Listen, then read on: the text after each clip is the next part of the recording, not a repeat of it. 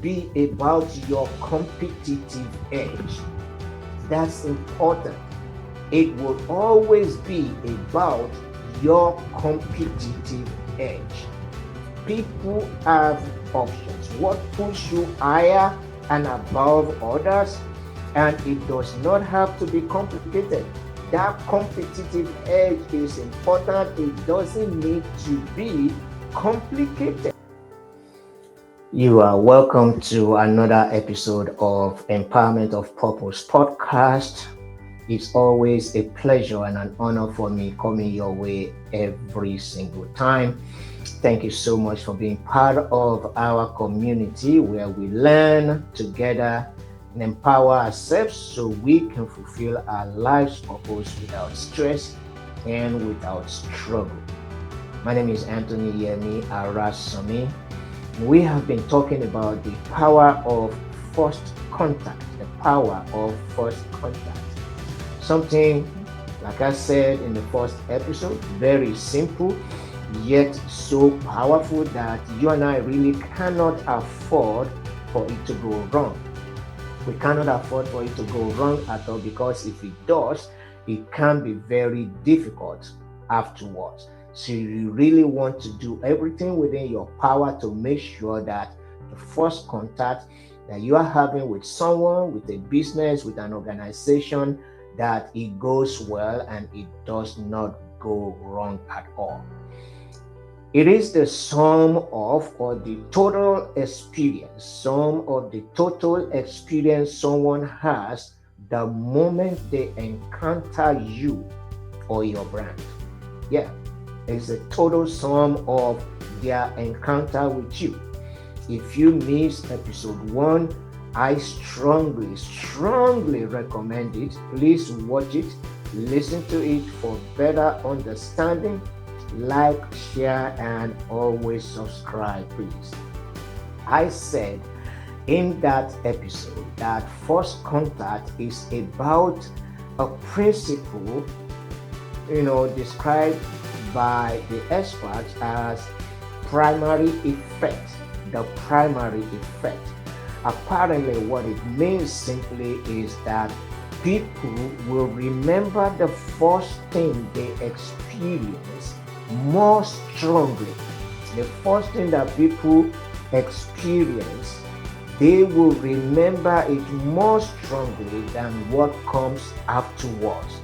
In other words, on their first contact with you, whatever they experience, whatever kind of experience they had, they remember it more strongly than what will come afterwards.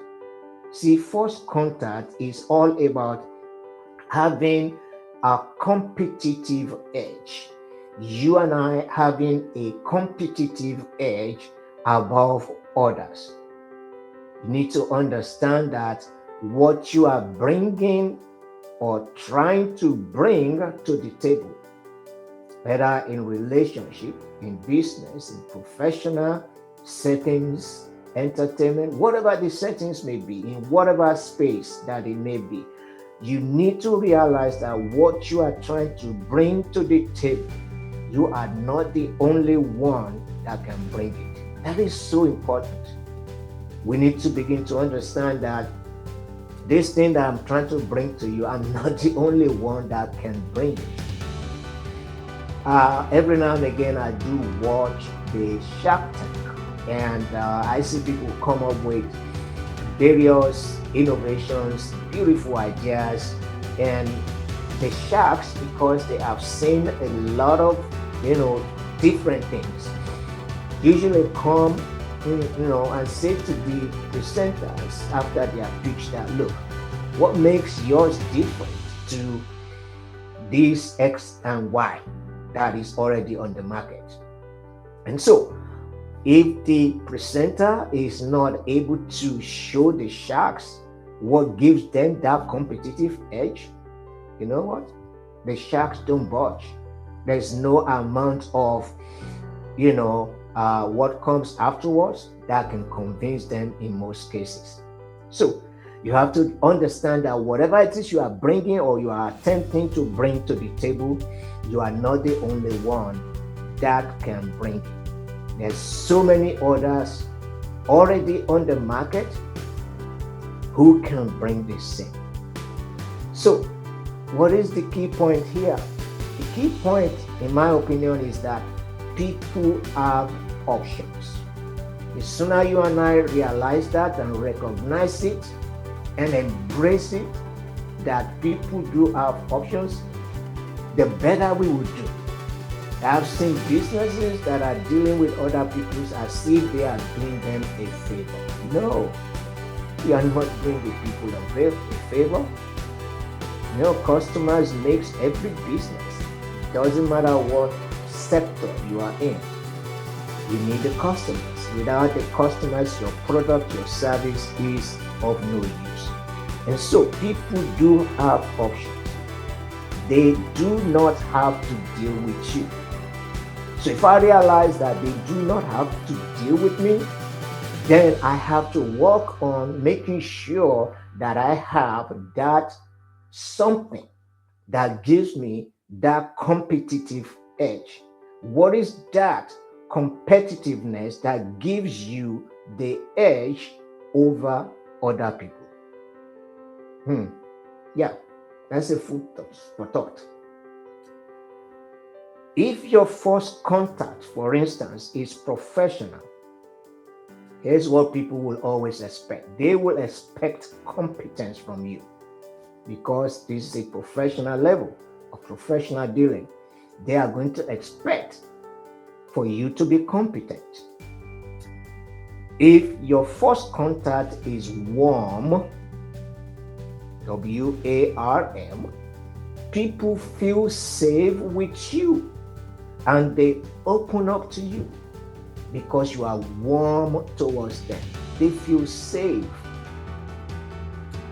If your first contact, however, is complicated or confusing, people will always hesitate or avoid dealing with you altogether.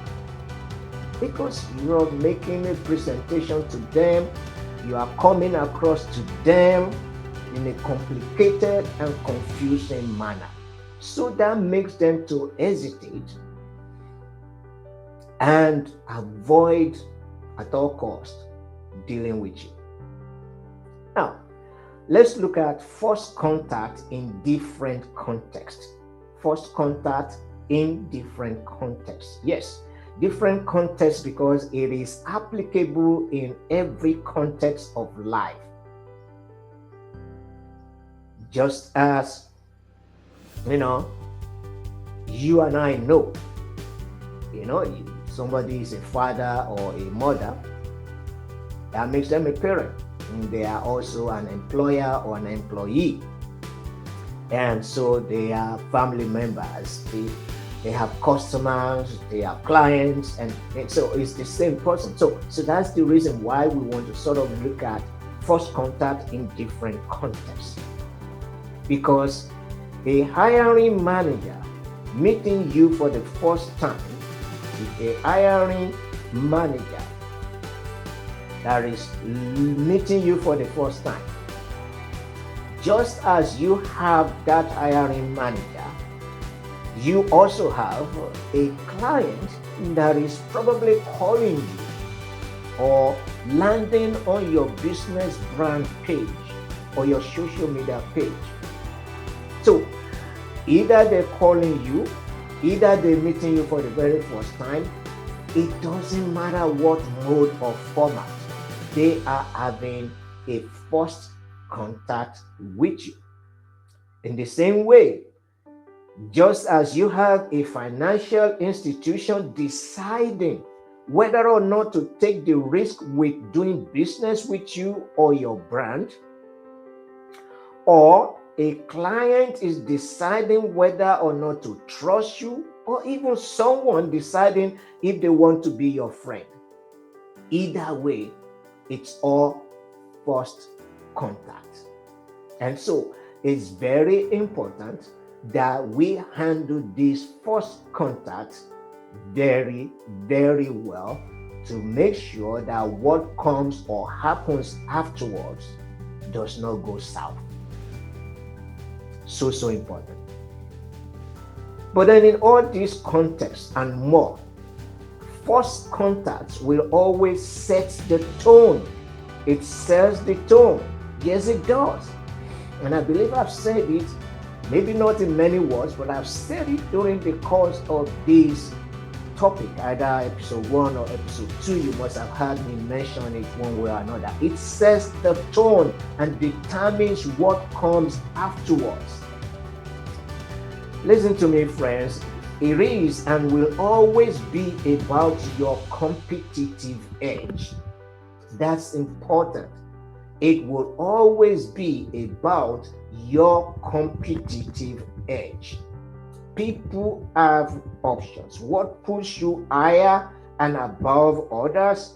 And it does not have to be complicated. That competitive edge is important. It doesn't need to be complicated. It could even be something as simple as a smile. It could be. It could be something as simple as a smile. It could be something as simple as being on time. Okay? It could be something as simple as that. Someone said, if your appointment is 8 a.m. and you arrive at the venue at 8 a.m., you are already late. What does that mean? It means that you will not there on time, ready to start at 8, because you are walking in at 8 a.m. It could be something as simple as timekeeping. It could be something as simple as a smile. I told my wife recently, whilst we were out and about on a trip taking pictures, that she is the one person that I know with a natural and believable smile that needs no nudging to come out. That's what I told my wife, because that's who she is. She's always been like that, taking pictures. It always amazes me. She doesn't need any nudge from the photographer or anybody and say smile. The camera is rolling. The smile just come out of her naturally. So someone may ask, for me that would need some sort of nudge or prompt, like we always say cheese. For somebody like me who always need that nudging, does that mean I'm less happier? No. It does not mean that I'm less happier than her, but it is a competitive edge for her. That's a competitive edge for her. So if she and I were to be making first contact with some kind of business, some kind of organization, or going for a professional job interview perhaps, she has that competitive edge, and she must make sure that she utilizes it on her first contact. Because you see, studies have shown that it is the little things that others refuse to pay attention to that your brand is leveraging on that will always give you that competitive advantage over the rest. The little things that other people will not pay attention to, that's what will give you that competitive advantage over other people. That's huge. That is huge, friends. Little things. Other people may not pay advantage to it, but it's going to give you that competitive advantage. I watched a movie recently, and the movie opened up with a young lady having to pitch for a PR contract with one of the reputable organizations in the city. Our plan was to start slow and then hit the most important part of the pitch later on. But you see, The man who is making the decision was not too pleased with the slow start of her pitch. And all the man could do was to scroll through his phone until he could no longer take it. Then he had to stop her. He stopped her and told her it is not working. The lady that was pitching for this contract responded immediately and pleaded with this man to please give her a chance because she was only building her case to get to the main point. But it was too late. She was building a climax. She was trying to get to the main point. But the man was kind of like, the start was too slow for me. That first contact has not given any competitive advantage. So, is it wrong to build up in your presentation? Is it wrong if you are doing a build up? No, it is not. But in that build up, you must find a hook. It's important for you and I to find a hook to hook your audience. And once they are hooked, remember, all it takes is 3 seconds. You must find your hook to hook them up. Once they are hooked, then you can continue gradually building up until you get to the peak of your pitch.